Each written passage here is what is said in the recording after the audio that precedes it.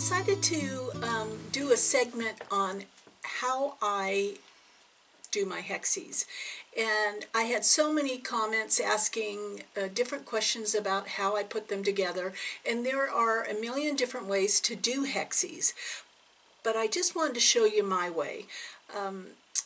And just know that this isn't necessarily the right way, it's just the way I do it.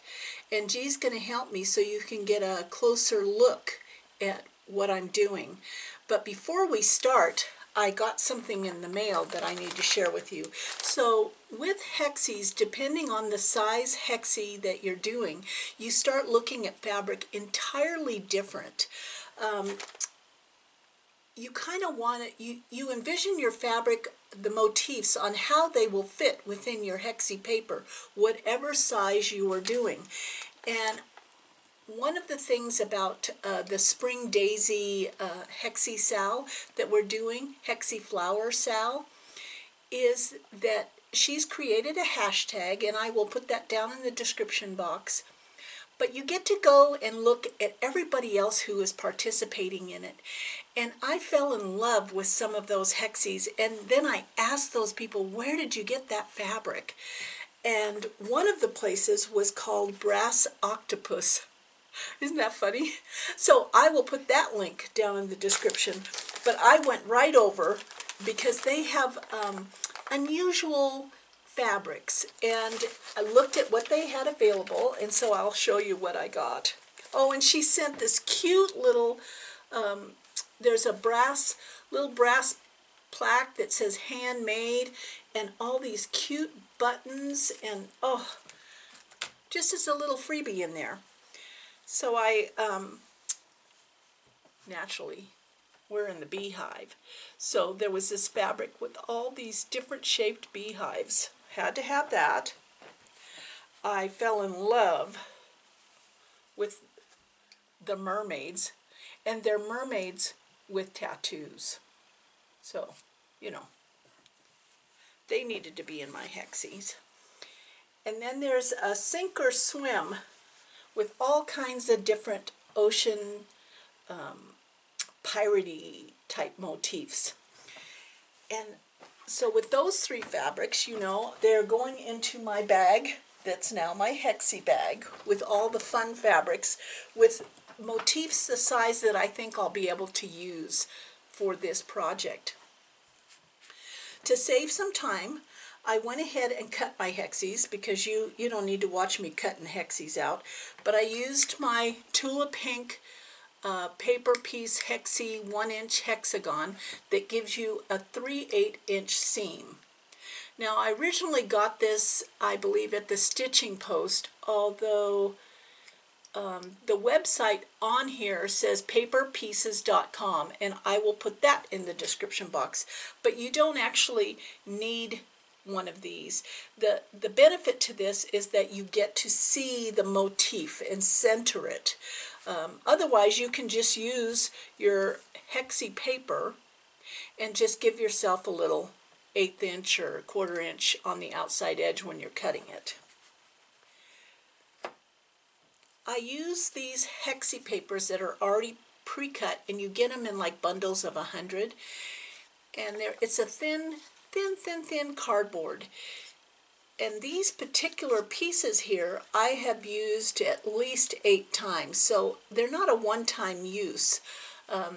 Once I peel them out of the hexi flower, I just take my iron and kind of press it real quick, and it flattens back out again, and then I can reuse them. Because I'm not stitching through this paper, I can use it over and over and over again. So I have those. The needles I have been using are Sandra Leichner's applique needles.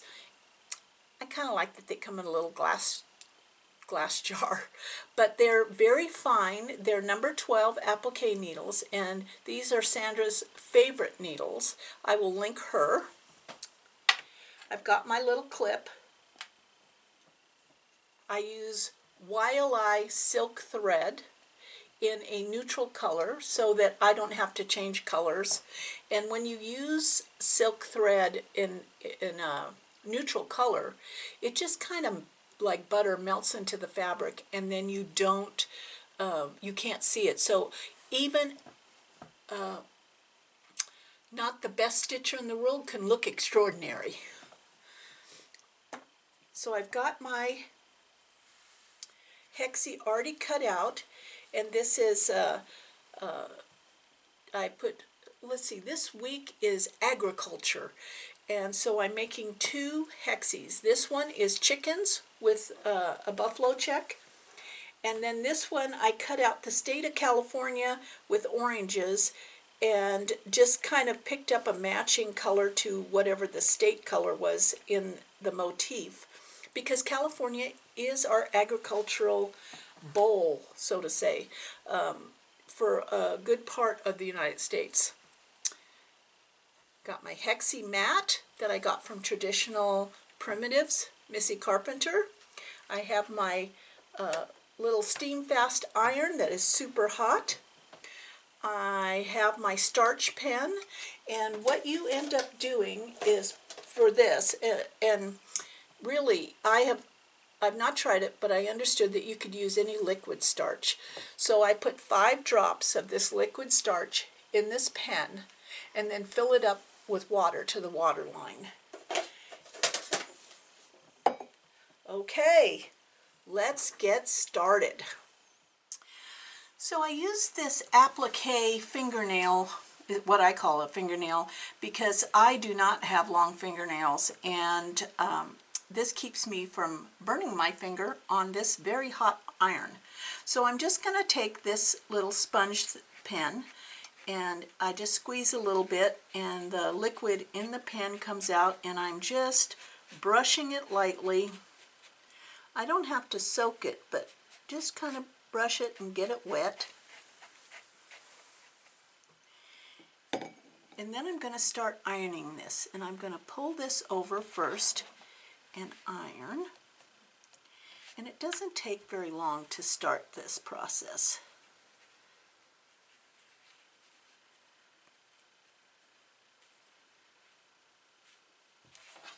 And I'm bringing the fabric up to the edge of the cardboard.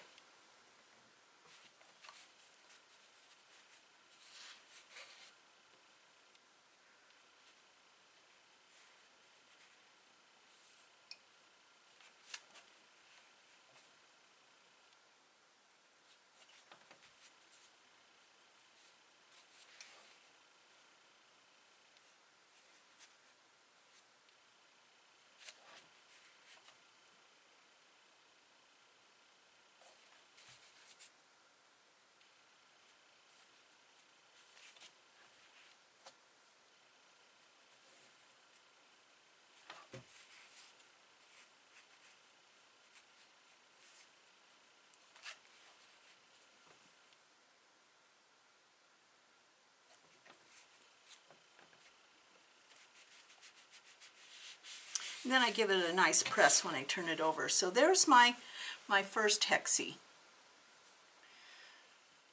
Go on to the next one. And I'm basically doing the same thing for the next 6 hexis.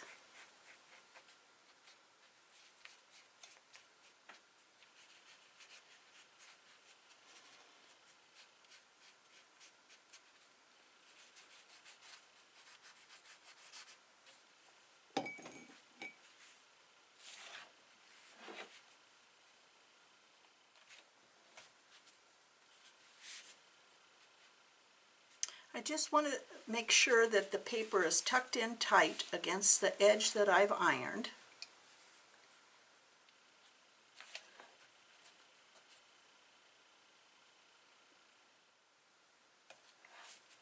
Turn it over, give it a little bit of a press.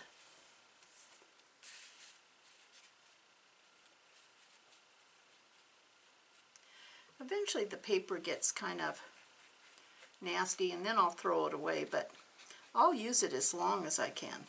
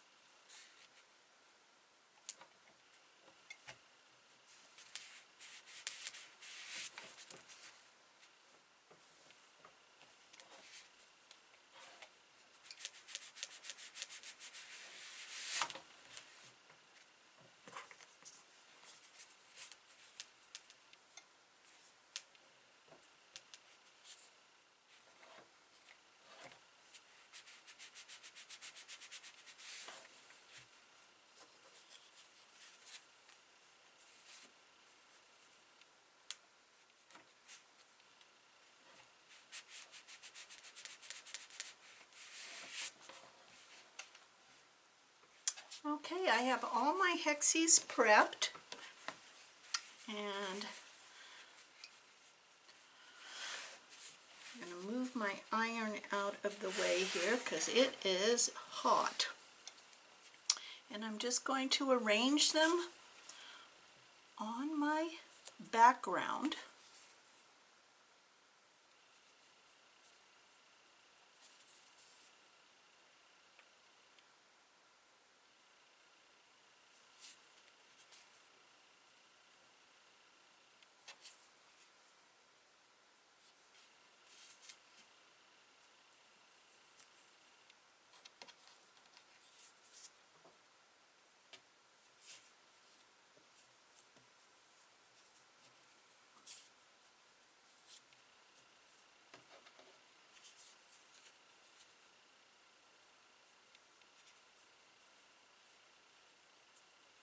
Kind of trying to move them around to figure out how I want the design to go.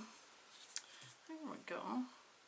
So let's see, I think I want to move this one around now.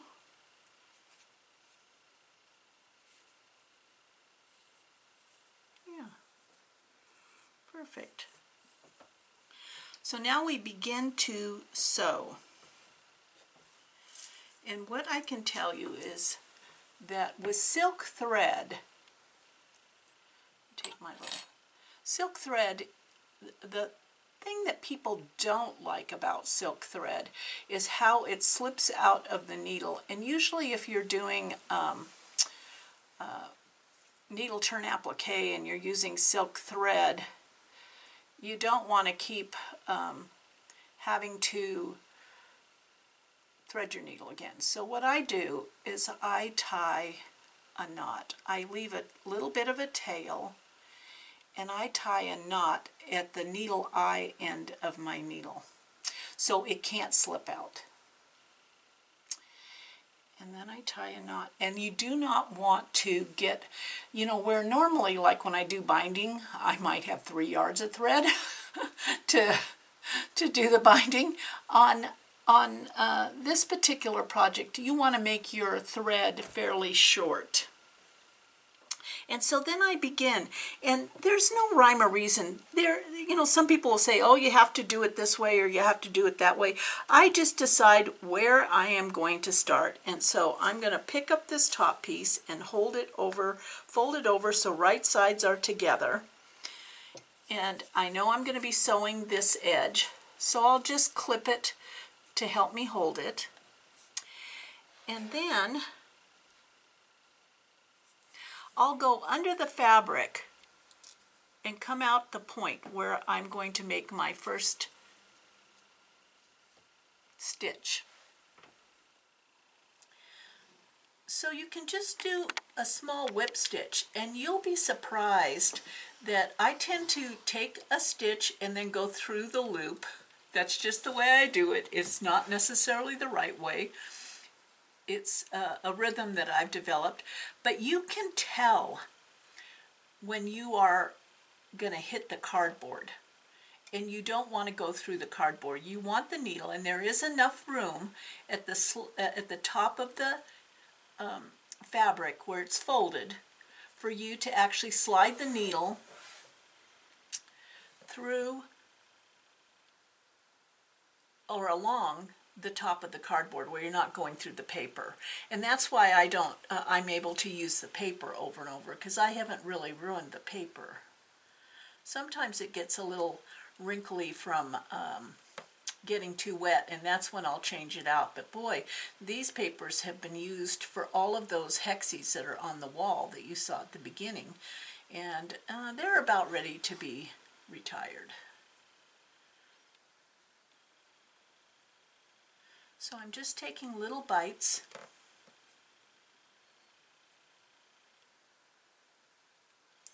And when I get to the other end, I'll do like a double knot. I'll just knot it off twice, just at that point.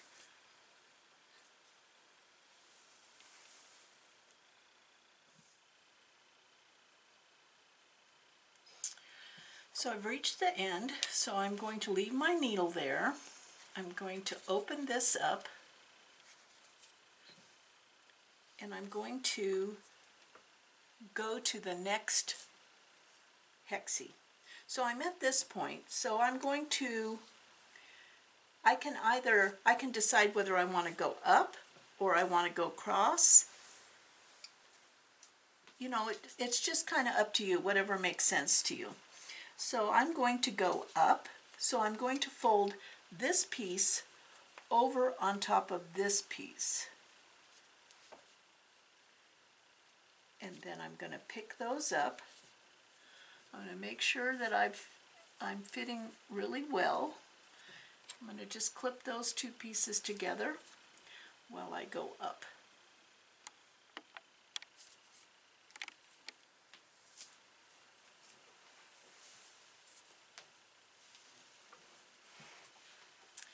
And I try to grab a bite of the next one and the last two. So that first bite I might take through all three of these.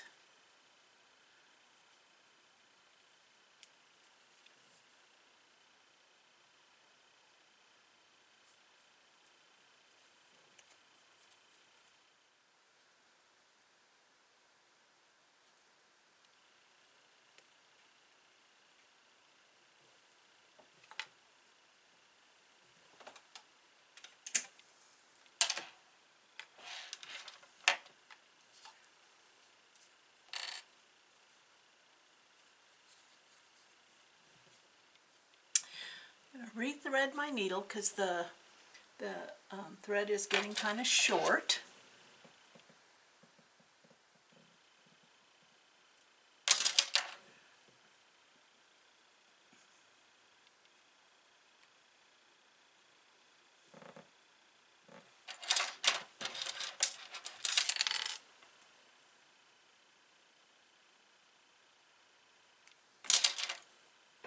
I'm cutting that knot off that I made.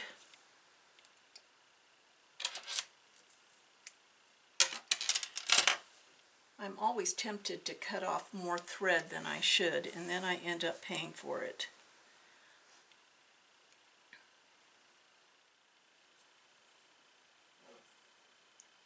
You may be tempted not to make this knot at the eye end of the needle, but let me tell you, if you're using silk thread, your language will be so much better when stitching hexes. So here's a tricky part here. So now I'm going to be sewing this edge, and what happens when you do these type of edges is that this paper has to fold, because you're going to fold this over, and I use my clip to hold that edge together. And then you'll see that this paper is kind of folded, and sometimes it'll pop out, which is no big deal. I'll just, when I'm done stitching, I will put that paper back in, because at the end I want to press all the edges nice and tight with sharp edges, and so I want all the papers to be in. So if it pops out, I don't freak out. I just wait till I'm done stitching this one and put it back in.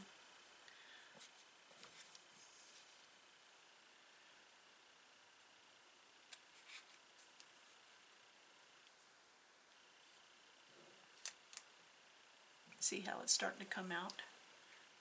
That's okay though.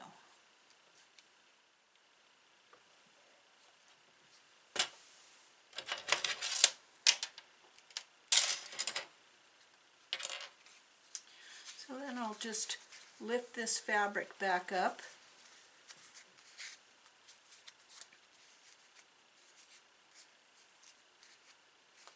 and stick my paper back in there. So now I have 3. So when I look at here, and I've got my hexis there, I think I'm going to start at this point because then I can go all the way here and over to here. So that means I am going to put this one like this.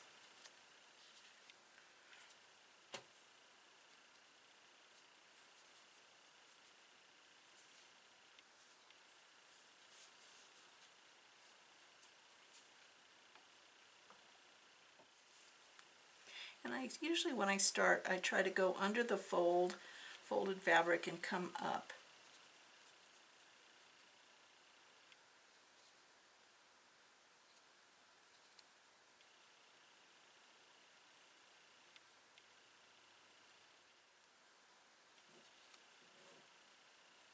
You can tell when you're taking too big a bite because you'll hit the paper.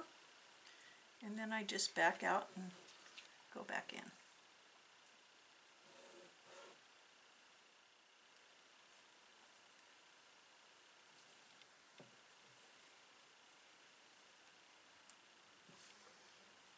Okay, so now I'm going to take this off, flip this out, so I know I have to go there next. So I'm going to be folding this hexi a little bit as I bring that over. Get them lined up, use my clip to keep them in place.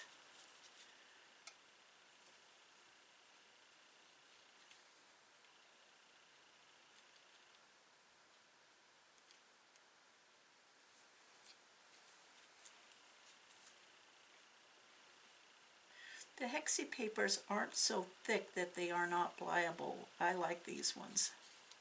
I got them at the Stitch and Post. They carry all sizes of them.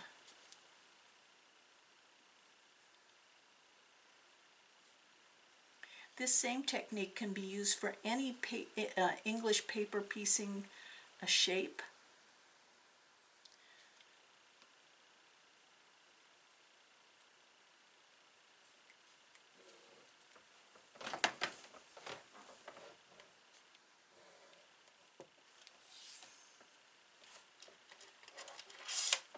Must have been pulling really hard. Besides the fact that I am at the very end of my roll of silk thread, so it must be pretty darn old. So as you can see, I got everything sewn together, and once it was sewn together, it still has the paper in it, and I pressed it just because I like those nice sharp edges, and I pressed it from both sides. Now to take the paper out, and all I do is I take a needle, a pin I should say, and I just lift it out like that. So I'm kind of bringing those out, and they come out fairly easy.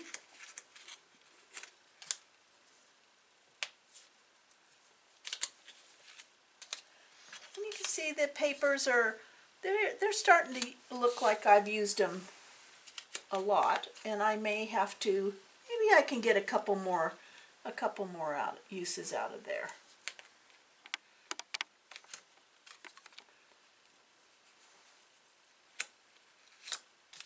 Okay, and then there's the back. Now I can press it again just to make sure it's nice and flat. And I have my background piece, and I am using the same background for all of these hexis, and I have to really give kudos and a thank you to Spring Daisy Stitchery for actually getting me all excited about something new. you know, it seems like I needed something to engage to look forward to. And so you can join in anytime. And you can find her on Instagram, and she has a blog. And every week, every Sunday, she posts a theme. So this week was agriculture. And you only have to make 2. And you can jump on board anytime. So now I'm just going to center it. And I have to tell you, I am not anally retentive about this. I just kind of eyeball it, and I look approximately how much I have at the top of the bottom to get it kind of situated. And then I'm looking over here. If you're a person that likes exactness, then I would cut my background maybe a 1/2 inch larger than required, and then cut them all down the same. But that's about the center. So now I'm going to pin this to my background.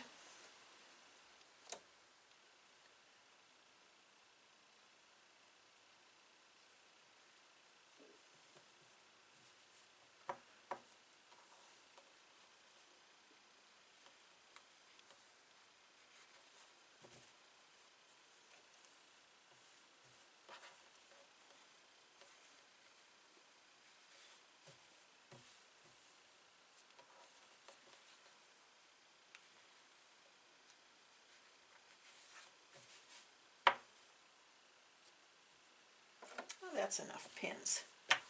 Then I have my silk thread again. And I won't make you sit through this whole thing here, but I've done the same thing. I've knotted it up at the eye with the little tail, knotted it at the end, didn't make the thread real long, and then I'm just going to come from the back side and come through, and I'm just going to whip stitch it. And when you whip stitch the edge of this hexie with silk thread, all you have to do is do a gentle tug, and that silk thread melts into the fabric like butter, and so you do not even see it. And so I'm just going to whip stitch this all the way around. I will spray it with flatter and press it again, and it'll be all done. So this is the wrap up for Hexies My Way, and I whip stitched the hexie down after I had pinned it to the background, which you saw, and then I spray it with a little bit of this flatter. It's called flatter. It's by the Soak Company, and I get this at the Stitch and Post. And this is not a starch. It is actually an organic compound that when you spray it, it totally relaxes the threads and makes them very flat, hence the name flatter. And then your block comes out nice and sharp and ready to be added to the list there. And then next I'll be doing my next hexie for this week. I just wanted to show you a couple of things because I've been doing hexies on and off for a while, but have never actually made a hexie quilt. That's why I'm so excited about the Spring Daisy stitchery project. This was one that I made, and this was made out of 2.5 inch squares where I did not cut the hexie shape out. I just folded it over, and it worked fine too. And then look at this tiny one here. This was more of a basting method, but I love this book here, Starch Basting Technique, Missy Carpenter Traditional Primitives. It is a great book because for someone like me who is a visual person, this book has nice, big, clear pictures. Thank you for hanging out with me during this process of Hexies My Way.